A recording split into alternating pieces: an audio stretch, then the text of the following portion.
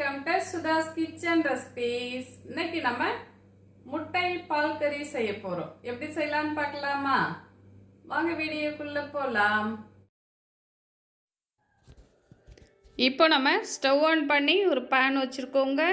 அதில் 2 spoon oil சேர்த்துருக்கோங்க.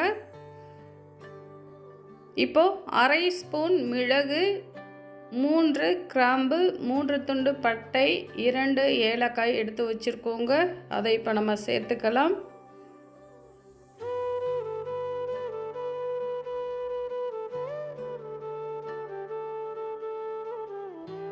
இப்போ இது கூடவே 1/2 ஸ்பூன் சோம்பு சேர்த்துக்கலாங்க. சோம்பு கொஞ்சம் பொரிஞ்சு வரட்டும்.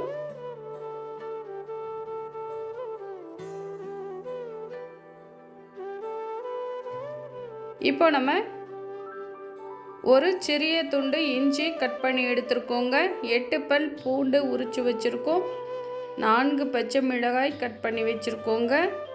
பெரிய வெங்காயம் 1 கட் பண்ணி வச்சுருக்கோம். ஒரு 8-10 போல் முந்திரி எடுத்து வச்சுருக்கோங்க. இது எல்லாத்தையுமே நம்ம ஆயிலில் சேர்த்துக்கலாம்.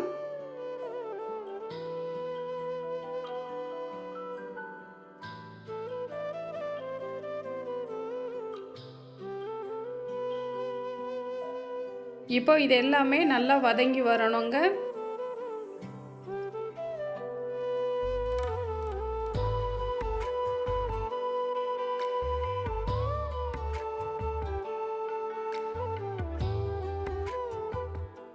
இப்போ பாருங்கள், இந்த அளவுக்கு நல்லா வதங்கின பிறகு இப்போ நம்ம 1/4 ஸ்பூன் மஞ்சள் தூள், 1/2 ஸ்பூன் மல்லித்தூள், 1/4 ஸ்பூன் கரம் மசாலா சேர்த்துக்கலாங்க.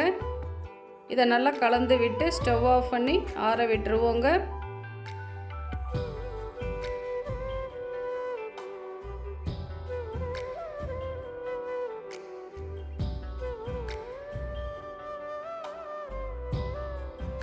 இப்போ பாருங்கள், நம்ம வதக்கின மசாலா எல்லாமே ஆறிடுச்சு.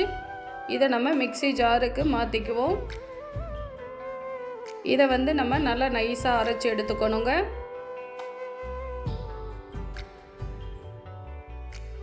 கொஞ்சமாக தண்ணீர் சேர்த்து அரைச்சி எடுத்துக்கலாம்.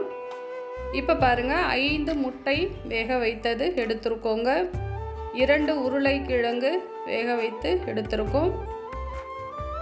வேக வைத்த முட்டையை இது போல் நம்ம கீரல் போட்டுக்கலாங்க. இப்போ இதை நம்ம பேனில் சேர்த்துக்கலாம்.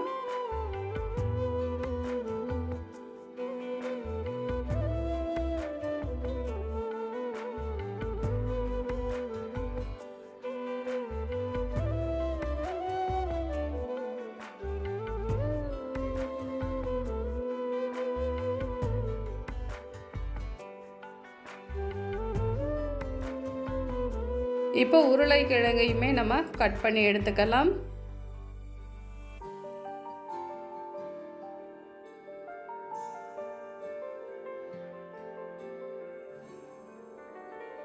இப்போ நம்ம முட்டை கூட கொஞ்சமாக மிளகாய்த்தூள், ஒரு பிஞ்ச் அளவு சால்ட்டு,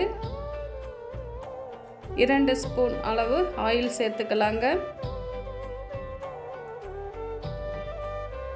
இப்போ நம்ம ஸ்டவ் ஆன் பண்ணி முட்டையை கொஞ்சமாக ஃப்ரை பண்ணி எடுத்துக்கணுங்க.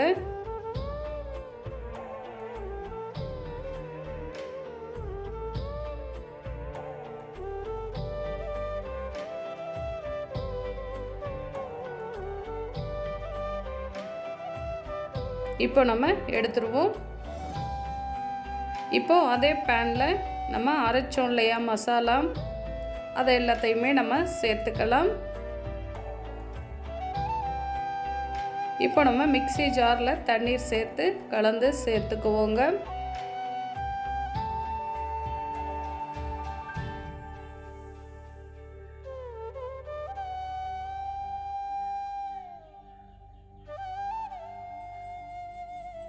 இப்போ இதை நல்லா கலந்து விட்டு இது ஒரு கொதி வரட்டுங்க.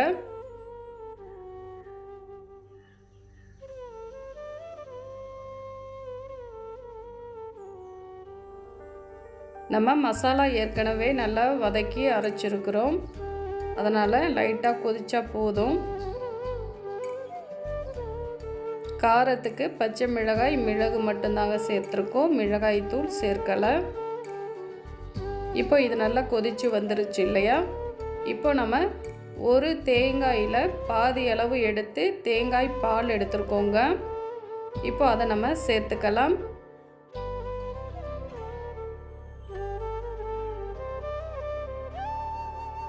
இப்போ நம்ம தேங்காய் பால் சேர்த்துக்கிட்டோம்.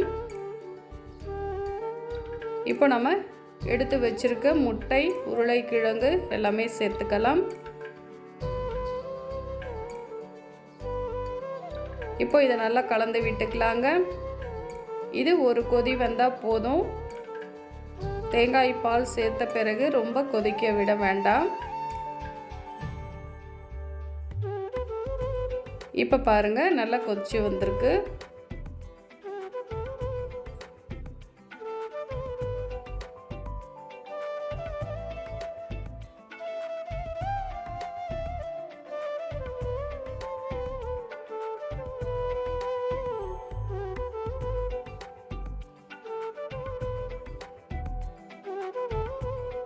இப்போ நமக்கு ரெடி ஆகிடுச்சு. லாஸ்ட்டாக நம்ம மல்லித்தழை சேர்த்து ஸ்டவ் ஆஃப் பண்ணிடலாங்க.